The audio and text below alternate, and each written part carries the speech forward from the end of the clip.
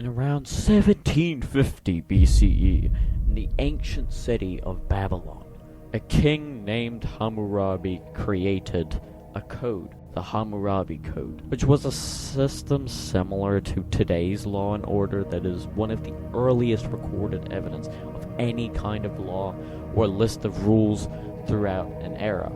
It was a system meant to create balance and punishment. It was similar to today's law system in terms...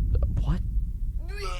It was a system meant to create balance and punishment. It was similar to today's law system in terms of general balance and rules, but with many different outcomes. For example, in today's world, you can commit a crime, any crime, and you usually get the very limited number of outcomes depending on severity. If you assault someone, steal money, rob a bank, bring a gun to school, anything like that, it's usually just jail most of the time. Theft, jail. Murder, jail. Assault, jail. Attempted murder, jail. And in some cases, it can result in a death sentence or life sentence, and maybe even a fine for a certain amount of money.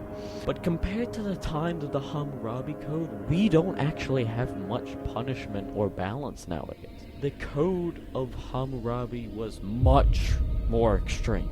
People definitely disagree with the way that Hammurabi Code works now.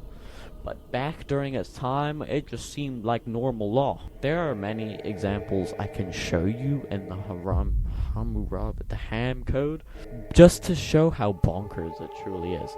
So in a simplified way, here are a few examples as to what crimes you can commit and the punishments and how specific they are, which is quite odd in the Hammurabi Code. If a man were to kill a pregnant woman, killing both the woman and the child, his own daughter would be killed. If one was accused of a crime, they will be thrown into a river.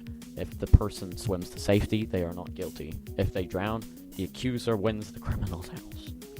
A man catches his wife cheating on him. The cheater and the other guy, the boyfriend, are then tied up and then thrown into a river. If they drown, they are guilty. If they swim to safety, then the gods have saved them, and they are proven innocent. If a slave says to his master, "You are not my master," he can then cut off his slave's ear.